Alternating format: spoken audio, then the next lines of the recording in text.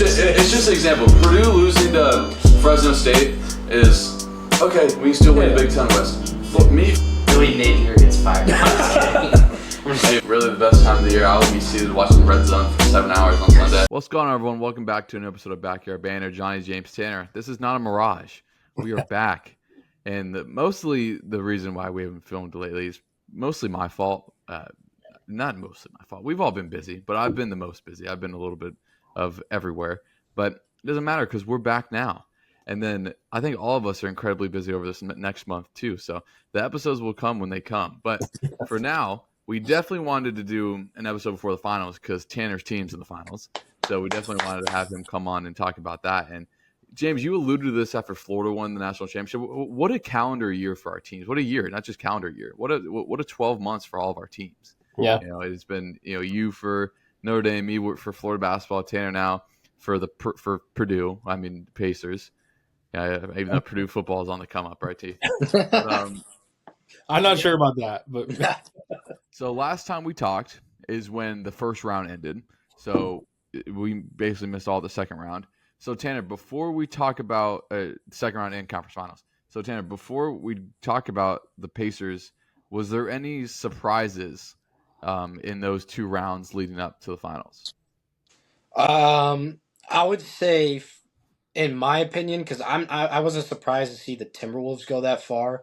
Yeah. Just with Anthony Edwards and how well Julius Randle was playing at the time of our last recording. But I would say that the Knicks beating the Celtics, I mean, obviously the Tatum injury it didn't necessarily, I don't think it changed the outcome of that series, but I feel like that series was bound to go 7 if Tatum was healthy. And I was a little bit surprised to see the Knicks, win 2 games in Boston, especially when they were down 20. I saw it firsthand at Game 3 in the Pacers series. I was there at Cambridge, and the Pacers were up 20 on the Knicks, and the Knicks came back and won. So a little bit surprised to see the Knicks with a couple 20-point comebacks. That's kind of been the story of these playoffs.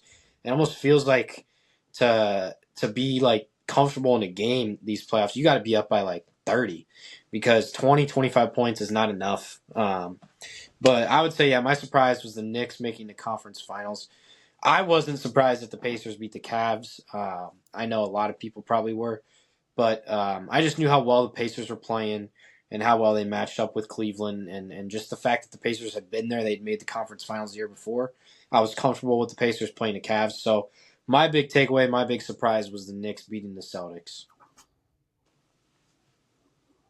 yeah, no, I agree, especially because if you would have told me the Knicks were going to beat the Celtics, I would not have said the Pacers were going to beat the Knicks. Like that just, I didn't see that happening. I thought for sure if the Knicks were going to get past Boston, which obviously like injuries have kind of happened throughout this entire playoffs. You look at the Cavs in that Pacers series, all banged up, but that's what happens in these long series. I mean, they're week long. I mean, they're playing 82 games in the regular season, and someone's bound to get hurt. Obviously, Tatum goes down with just a horrific injury. I mean, I tell you what, I tell people all the time, I don't wish that injury upon my worst enemy. Like every time I walk up a hill, I'm nervous my Achilles is going to snap. Like it looks awful. So I would say for sure the Knicks beating Boston blew my mind. And then the caveat to that is the Pacers go and find a way to beat the Knicks as well. So that was very shocking to me as well. Because I mean, Minnesota is just so gritty. They just have such a gritty team. I knew they were going to get past the Warriors. But yeah, it's been an okay playoff series and playoff month and a half for me. I know for Teaster, he's going to disagree with that, but I haven't been super, super excited to watch a ton of these games. I mean, I've watched most of them, but I haven't been like super, super locked in and excited for these games, but the finals are here. So let's hopefully get a good series. Yeah, the Knicks beating the Celtics is the biggest shock, I think, of the playoffs because of, one, how the Celtics were great road teams. They're obviously good at home, but they were great road teams last year in the playoffs and during the regular season. But to blow not one but 2 20-point leads at home, I mean, that's kind of unforgiving. And then Tatum, it's excruciating that Tatum got hurt, but the Celtics were losing Game 5 anyway. Like he got hurt when they were down like 7 with a minute left. Timberwolves are a little bit surprising because I don't think the Timberwolves are very good. And that's crazy for a team that just made the West Conference Finals for a second straight year. But if Curry was healthy, I mean, the Warriors at least pushed that further. The Wolves don't win in 5. But Draymond Green had a great quote today, and he's like, the worst thing that could happen for a team is like making the finals and not winning, because you're playing all the way into June and you realize like you're not that close. I hope this kind of kicks into gear that the Timberwolves realize that they're not close. Like Julius Randle cannot be the second best player on a championship team. Rudy Gobert cannot be making $50 million on a championship team. So it's going to be interesting to see what they do. But, am I surprised that Indiana's here? Like, yes, but I'm not surprised once we kind of saw their path to get here, if that makes sense. Like, you guys know, I didn't love Cleveland. I thought they might beat the Pacers, but the Pacers got some breaks with guys being hurt, but like, would the Pacers probably still win the series? Like, yeah, but this has kind of just been like the playoffs for the Pacers. I mean, they had two or three team miracle comebacks, at least two. Three miracle comebacks, and stuff like that just doesn't happen. So, am I surprised the Pacers are in the finals? Not necessarily. Like, I think the Pacers would have lost to a fully healthy Boston team, but they took advantage of their path, and it's not like their path was easy. I mean, they beat the number 1 seed in the East. They went to Cleveland, and they won twice in Cleveland. I mean, that's pretty 3 tough. times. 3 times in Cleveland. That's pretty tough to do. So, we'll break down the finals. We'll let Tanner go first because, I mean, this is only the second time in Pacers franchise history in the NBA. They won an ABA championship, but second time in the NBA finals, NBA, realm that they've been in the finals. So Tanner, give us your breakdown and who wins and how many games. Well, first of all, I would just like to start by saying that after the Pacers had that miracle comeback against Cleveland, Game 2 in Cleveland, I officially declare this as the Pacers' year. There's a certain type of feel that, like, when they win games like that, it's like it seems like it's destined to be for them, and I still feel that way, especially after the Knicks series.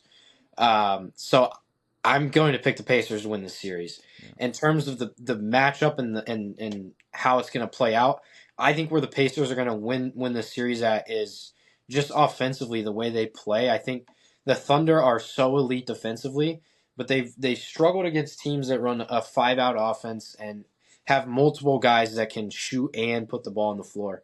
And every player that plays for the Pacers, outside of maybe Thomas Bryant, is versatile and can put the ball on the floor and go create for themselves or someone else, and they can hit an open shot.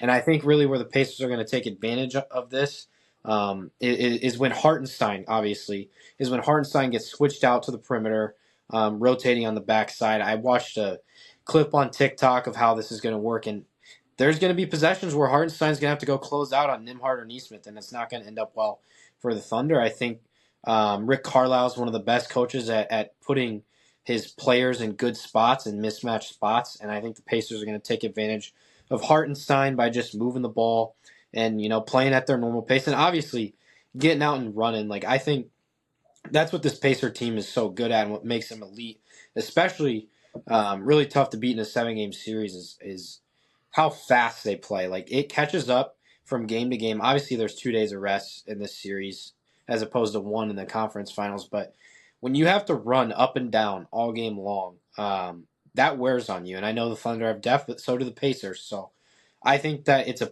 pace of play that the Thunder aren't quite used to. I think it'll catch up to them later in the series. I think the key for the Pacers is they got to win one of the first 2 on the road. They don't win game 3s. They haven't won a game 3 the whole playoffs. So they got to go get one on the road, which I think they can get one in Oklahoma City. But Eric Corgi picked us, and Eric Corgi hasn't missed a single playoff series this year. Perfect. So Eric Corgi had the Pacers in 6. I'm also going to go with the Pacers in 6. I think if they were to do it, they would close it out at home, and I don't think they're going to sweep the Thunder. I think their best chances in 6 games. So maybe a little bit biased, maybe not. Also, I think the Pacers, you can pencil them in for a game where they're probably, like most people, chalk them up for a loss. They're down like 10-12 late. They have another miracle comeback in them. They're going to do it one more time. So I think they're going to steal a game eventually that they shouldn't win. But yeah, it's very exciting. This has been the longest week wait ever for me, just to maybe the Final Four last year for Purdue, but my goodness, I've been waiting and waking up every day hoping it's Thursday, Yeah. and finally it's tomorrow. So I'm excited. I can't wait. Never seen the Pacers play in the finals, and Tyrese Halliburton is he's so good. I don't care what James. I know you like to hate him. He's so good. He is so good. I mean, I think yes, I do hate on him. It was, I mean, I was so happy when he did the fake, when he didn't win the MVP in the East. It was a great moment for me as a Tyrese Halliburton hater. Um, Again, I told Johnny this before you hopped on here, is like two of my maybe least favorite players to watch are in the finals here, and I mean, I didn't think I was going to say it live because now the world can see it, but with Shea, I think he's a fantastic baseball player. Yeah, he's a great baseball player. I think he's a great basketball player. I think he's one of the league greats. But it's just I don't want to watch him score 35 with 16 free throws. And yes, he's getting fouled. Yes, he's getting downhill. It is what it is most of the time. And then Tyrese Halliburton, I guess this is my question for the Pacers. Can he be consistent? Because he hasn't been very consistent this playoff series or this playoffs because it's been a month and a half. I am tired of watching a Tyrese Halliburton go for 25 and then shoot 6 times the next game. I don't know how Pacers fans deal with that. It would piss me off if my superstar did that. And then when I look at the Thunder, I look at such a great defensive team. I mean, they've been fantastic on both sides of the ball the whole season, but especially in the playoffs. I think they're averaging close to 11 steals a game. And I think that's why I'm going to pick the Thunder in 6. I'm going to pick the Thunder in 6 because I think, although Tyrese Halliburton he's been very good with turnovers in the playoffs, but the whole team has not been. And I think that's an issue. When you talk about the Pacers, you talk about their depth. Well, if their depth is still causing turnovers and creating turnover or turning the ball over, frankly, I think the Thunder are going to be able to score at an ungodly rate.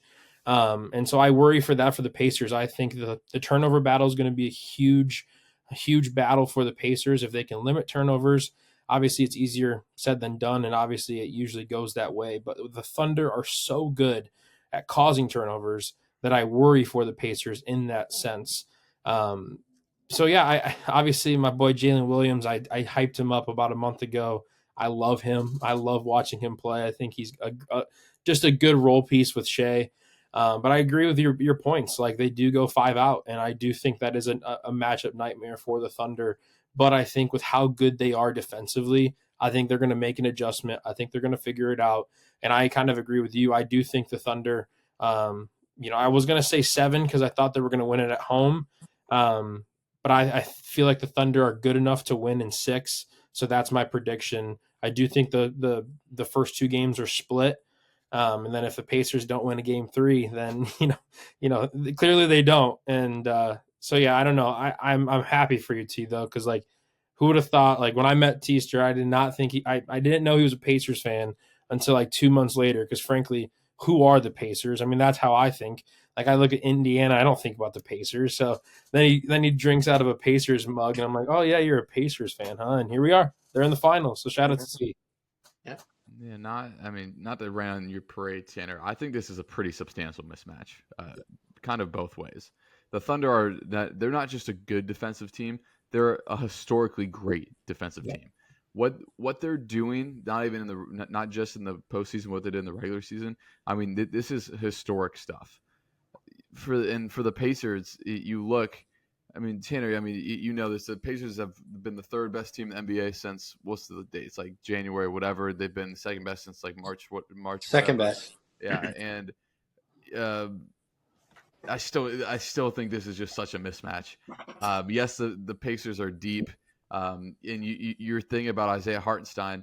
You know what the answer to that is? Play Isaiah Hartenstein 13 minutes. It's pretty simple. Go have Isaiah Joe run the 4. Go have Kenrich Williams run the 4. It's I just think this is such a substantial mismatch. It's not going to be a sweep, but if this series go past 6 games, I'll be shocked. And if the Pacers win this series, I'll be floored.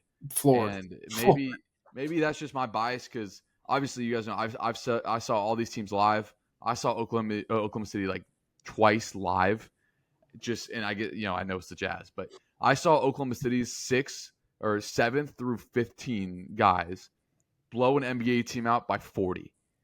So I might be a little biased on that, but when you have Isaiah Joe playing 8 minutes a game, he shoots 42% from three. Like, I'm gonna most likely roll with that team.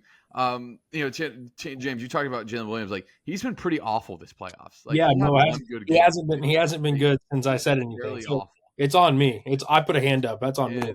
I think the Thunder's second best player has probably been Alex Caruso, which is kind of crazy to say, but like I mean, who's going to guard Shea? Like Andrew Nembhard is a good player, and he is maybe even he is an above average defender. But I think the Pacers are honestly going to have to go zone a good amount this series if they want to limit the Thunder, consistently because the Pacers weren't a great defensive team. They were a good defensive team, but they weren't a great defensive team. Oklahoma City is an historic defensive team, and they are a great offensive team. And to me, the only time in the last 25 years a team has won the finals without a top 5 kind of top grade A player was in 2004 with the Pistons. Halliburton is a great player. He is not a top 7 player in the league. I don't even know if he's a top 10 player in the league. I'll have to go through the list. No chance he is.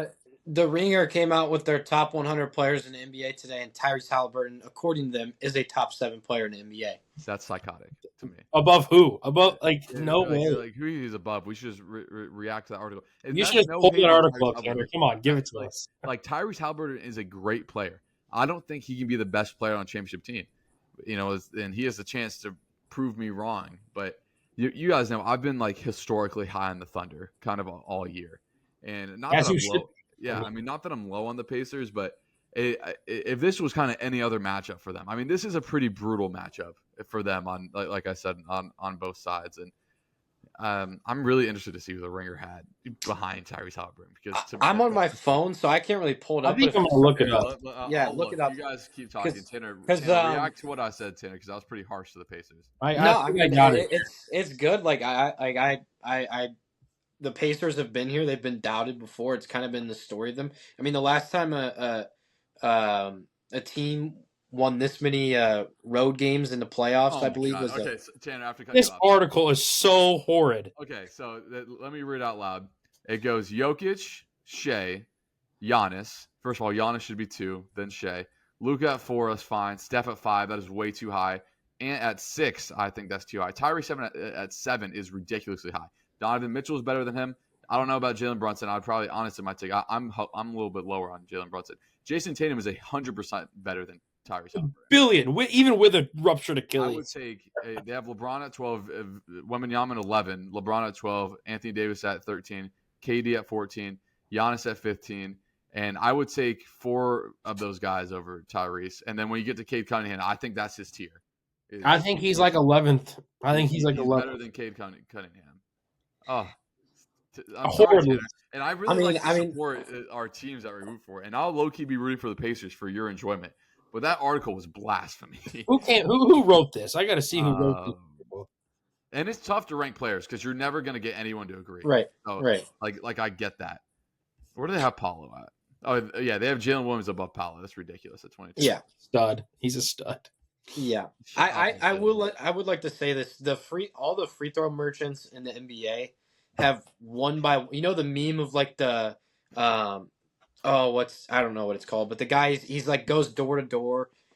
He's in like the black robe. He goes door to door. It's like a meme. Yeah. Like the Pacers are going door to door of every free throw merchant. It was Giannis round 1. It was Donovan Mitchell round 2. Then it was Brunson. I mean, it's just another block in the road. It's SGA. And unfortunately, this one's probably the best at doing it.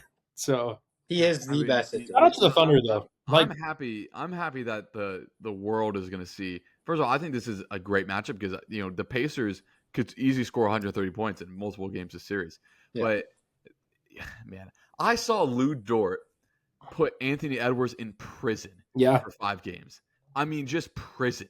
Yeah. What he's going to do to Tyrese Halliburton is going to be unthinkable. Exactly. And he's going to shoot 7 times, and he's going to go 2 for 7. And I think Tyrese Halliburton is the second best passer in the NBA right now, only behind Jokic. The Yeah. way he sets up his teammates is ridiculous. And that's a skill in itself.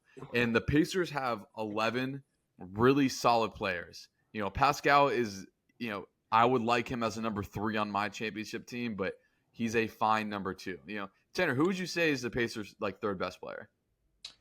I mean, it's different on any given night. I would say consistently it's Aaron Nesmith. Yeah. I think the way that he defends and can pick up 94 feet and be able to shoot threes. I'm with Tit on this. Aaron I Nesmith is a good player. I think Aaron But he Nesmith can't is be so your undervalued. third, but He cannot be your third best player. he on can't be. the He can be, but you're not going to win the finals. Like that's that. And if you do, well, then We'll see. then I mean, holy I crap. hope the Pacers prove me wrong. The thing is, for I sure. think their third through seventh best players, like you could argue, like any of them are like their third best player. Like there's an argument that Benedict Mathurin is their third best player. Yeah. For Tanner's sake, I want the Pacers to win. Yeah, This is not. This is not a. This is not a Purdue. This is not a Purdue for me. Like this is the Pacers. I don't care. I will say, if you think I'm going to put any amount of coin on Pacers money line ever, you're mistaken. Like mistaken to the nth degree. But I mean, I feel like we talked about the Pacers, but like we had an episode on here where we were talking about like what the Thunder can do next year to get better. Yeah. And I think it's realistic for them to at least put their hat in to get Giannis. And now we're talking about a team that is the clear favorite for the finals. I think they're minus 700 to win this series, which is ridiculous. Which is mind blowing. And to think what they have and what they're able to go get after the season. I mean, I said, and you know, no one disagrees with me, even when I post on social media. There's no team in the history of the NBA that has ever been better positioned than the Oklahoma City Thunder. No, not a single team. No, they can win the finals with 14 first-round picks. They're going to win the finals this year. They can trade for Giannis tomorrow if they wanted to. Yeah. And then they have 14 first-round picks. What if Cade Cunningham becomes disgruntled? What if Anthony Edwards becomes disgruntled? What if pick your superstar becomes? What if Jokic gets fed up? Yep. I mean, if I'm the Thunder, I would. Bronny James. What if Bronny James? Bronny James. I mean, think about it. You could trade Chet, Jalen Williams, you know, in these a million first-round picks. Like, if I'm them, I'm not giving Jalen Williams a supermax contract because then you hit. Giannis is a lock for the Thunder. I mean, he's a lock. I don't know. He's a lock. They're going to run it back to them, but you got to think about that second apron. Like, and this is the first time, as credit Tanner, I think the Pacers GM has done just a masterful job building this roster. So has Sam Presti with the Thunder. It's the first time in the salary cap era that neither of these teams are in the luxury tax. Do you know how hard that is to do? And to not just build a competitive team, but to build a championship caliber team is incredibly difficult to do. So I don't care about the small market stuff. This is going to be two great basketball teams playing. And for entertainment's sake, I mean, I hope it's 6-7, but man, like you look just across the board and, you know, I would take Shea over Halliburton. I would probably take Siakam over Jalen Williams, but outside of that, I think the Thunder have an advantage at every single other position. But Tanner, you're going to need good Pascal games. I mean, you can't in the first round when Pascal disappeared half the time. I mean, you can't have like Pascal probably needs to average like 23 points per game in the finals for the Pacers to have a chance. Yeah, he really did not do much the first two rounds of this playoff run. He was kind of non-existent. There was times where it was like, oh my goodness, can we get him off the floor? Yeah. And that Knicks series, he really turned it on. I think he's a guy that he's going to have a game where he gets 15 points, but then he's going to turn around and go get 35 the next night. And he's a champion. Like, he's a veteran. He's a champion. And he was really good in that series. Yeah. There's a sense of comfort having Pascal out there because he's done it before. He's won a championship. You know, he played next to Kawhi, which obviously is a little bit different than what this Pacer team has. But, I mean, he's a champion. You can't doubt that experience. And I kind of want to go back to your Lou Dort comment on Halliburton. I think in the half court, Lou Dort is going to swallow up Halliburton. But, like, I question how many times he's actually going to be in, like, get that opportunity just with how fast the Pacers play. And then when he is in the half court, like I said, the Pacers like to identify a mismatch. He's gonna go through 2 or 3 ball screens until he gets switched off of them. So I just question how much he's actually going to have the chance to guard Tyrese Halliburton. Anthony Edwards is a one-on-one player. He's not going to try to come off a ton of pick and rolls, and they're not trying to get a mismatch for Anthony Edwards. Anthony Edwards gets the ball, he looks to score. I think it's a little bit different with Halliburton and how he plays, which therefore I think Lou Dort won't be on him as much as maybe you would think. No, I agree, and I have to say this. I'm looking at this Ringer article. They have Joel Embiid at 84, and I don't know if this is just based off this season or if like going into next season, if you're ranking the 100 best players. I'm sorry, I just had to say it because I want to look at. It is hard to rank like 100 through like 50, right? It's kind of like whatever, but God, Joel Embiid, he was MVP last year. I'll take the 84. I'll take number 84 for the Bulls. I mean, he can Yeah, come. Embiid, if you do that 84, I'll give you, I'll give you 23 mil a year. I mean, yeah, I don't really know. Yeah, I'll give. I mean, 84. I mean, that's damn near the mid-level exception nowadays. What they get.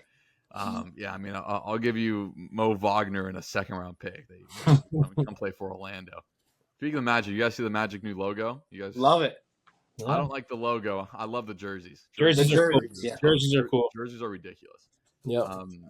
Yeah, so I mean, there's our finals predictions. I feel bad because we all just kind of piled on the Pacers at the end. It's fine. I'm used to it. It's happened. It's happened every series.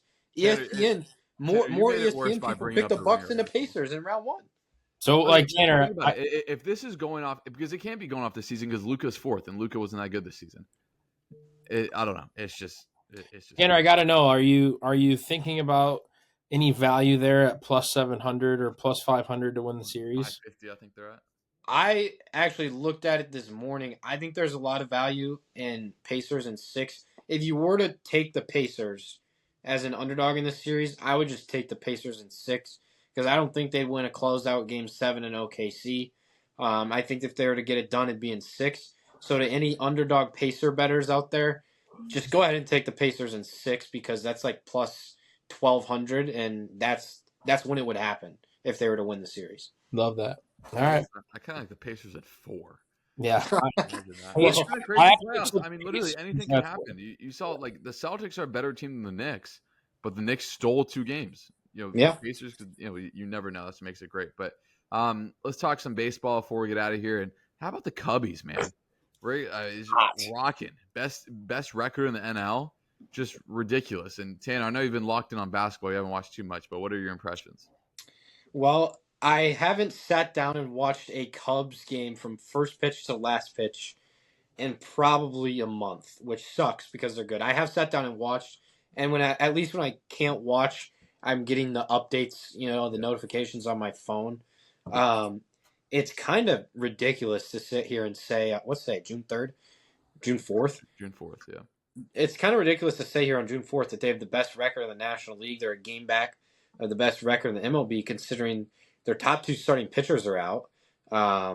They've had injuries to, I think Ian Happ missed some time. I'm probably missing another position player. Third base was such a bad spot for them. They didn't have a third baseman for a while. Yet they're here with this record, and I think it's a credit to their offense. I think their lineup is deep. They're never out of a ball game. And then I also I was a big Craig Counsell hater last year. I thought he could have managed this ball club better last year. But this season, the Cubs, I think, especially over in May, was it May where they outscored opponents like 84 to 6 in the 7th through 9th innings? Yeah. I mean, that is a recipe for success. That is absolutely ridiculous. The bullpen, they had the best bullpen in May. So hopefully they can keep it going. They got some arms that aren't very healthy right now that'll be coming back. Shota, I think, will be back before the end of the month. You look in the bullpen, they've had a couple injuries here and there, but the emergence of Daniel Palencia has been nice to see. And then just kind of the mix and match of these guys that, you don't even know about. Like Brad Keller's been pretty decent. Ben Brown, I think, getting moved to the bullpen or at least not starting games would be nice to keep doing in the future. He struggled as a starter. Cade Horton, can we give a hand for the rookie Cade Horton? I mean, he has been pretty stellar. I mean, his ERA is like 4, but he's faced some pretty tough lineups, and it's not like he's had a blow-up start. Like, his starts, he's going 5-6 innings, he's given up 3 runs. And when you go 5-6 innings, give up 3 runs with this Cubs lineup, that's enough to win ball games. So, Jameson Taillon's been pretty great, too. He's been terrible. I don't want to hear that. He was bad his last start. I think he's the one that pitched when I was there. Yeah. I was gonna say that's a hot take, Johnny. That's a hot take. One Cubs game I go to. God forbid he can't get 3 outs. We need 3 outs. That's all. That's all I gotta say. My couldn't two even get last one. my two last takeaways real quick is the Cubs literally might have 9 All-Stars or at least 5, probably closer to 7. But and then my final takeaway is MVP. Pete Crow Armstrong is the MVP of the season and today. You can't tell me otherwise. He is the best player in baseball all around. All around. It is. They're fun to watch, and unlike Tanner, I don't have an NBA team to watch, so I've watched way too much Cubs baseball. Just dial. The weather's good. Sit out back on the patio and just watch the Cubs. It's pretty perfect. So, like when you look at this Cubs team, April, we were like, all right, clearly we need a bullpen because they suck. I mean, we might be scoring 7 runs in the last 3, but we're giving up 6 or 7. So did we have the lead going into the 7th? Who knows? Then May comes around and then Palencia emerges. And the next thing you know, you're like, okay, we have a closer. Great. Now we have an 8th inning guy, right? We have a setup guy, right? And stuff like that. So now it actually is to a point where we don't need a starter to go 7. Getting a starter through 5 and 6 is good. It's perfect.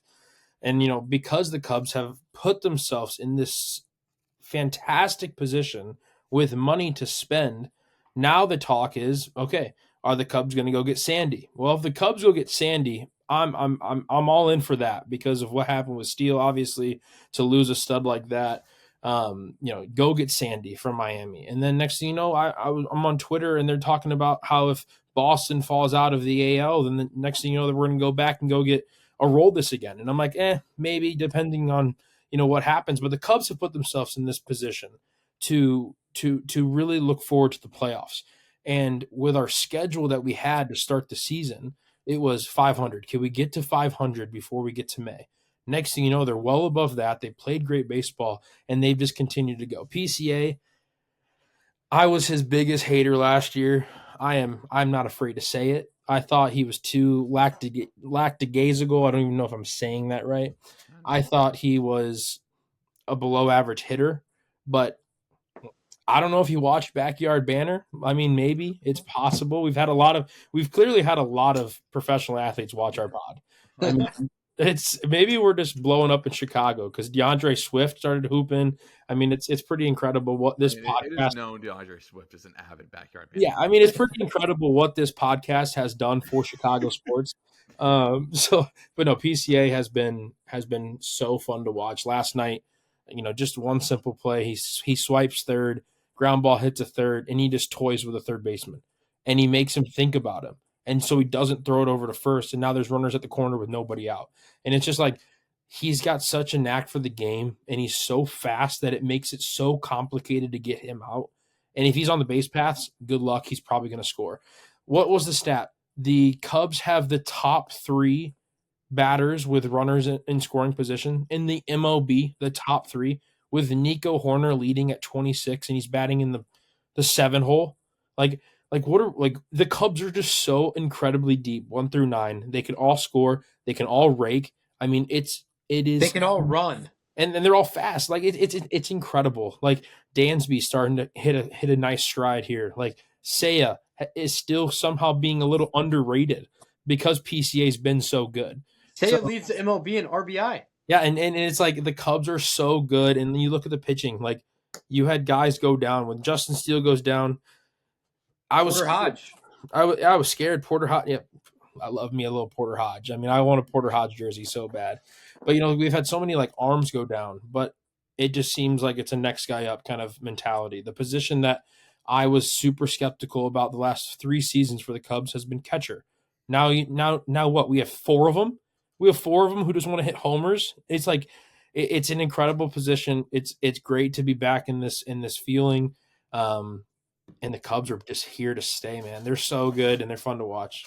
Yeah, have fun with Scooble on Friday. Tough matchup there. Yeah, in baseball. Might drop one. Who cares? As long as we're only down 4 or 5, once we get him out of the game, we'll still have a chance. He might the White Sox? I'm pretty sure beat Detroit last night 8-1. So good program over there in Southside. Yeah, I mean, Cubs go 2 Detroit and 2 Philly next 2 series. That'll be interesting to say the least. But that I tell you what. before I want to hear some race talk. The Cubs have a chance here to really put a stamp down as like the best team in the MLB right now if they can go win those two series, because then they're going to take over the best record in the MLB while beating those teams that they're fighting with for. So big series here just to prove that like you are the top dog, which I think if they can win these series, they get that confidence. Oh my goodness. Oh, Johnny's sleepy. Sorry. No, I agree. Too much Rays. Too much locked in Rays. Yeah, I better say I am positive that no one's watched more baseball than me this Yeah. season. I am 100% positive. I've watched almost every pitch of the last 40 Rays games. And do you guys know who Drew Rasmussen is? I just want to. You guys are. Oh yeah. You guys know? I watch enough locked in Rays. There you go. He is now has a scoreless streak of 23 consecutive innings. Like since he got traded to the Rays in May, it was like May 30th of 2021. He has the lowest ERA in baseball, minimum 300 innings. Great. I mean, isn't that just an incredible stat? I mean, that's what the Rays do. These find there you go. Was he a Cub? He's gonna be a Cub. No. You guys are gonna get Zach Littell. You're not touching Jurassic. I don't know, man. Get ready to learn Zach Littell, who, by the way, 117 pitch complete game the other day. First complete game by a Ray in 4 years. So good job, Zach. Way to go out there and eat some innings, kid. Yeah. But look, the Rays rotation. The Rays have won 10 of 13. In that time, the Rays have not allowed more than 4 runs in a game. The starters have allowed like 1 or less runs 5 times during that stretch.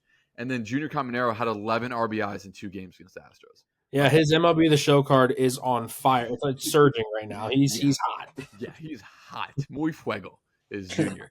He had another one out last night. He's 20. He's our age. He's a year younger than us. And Wander about to beat the case. Like, it's crazy. He's got 20 to life in the Dominican. He is not getting out. But even without that, like, look, the Rays. Oh, Mr. Stared in the cut. Get on the pod.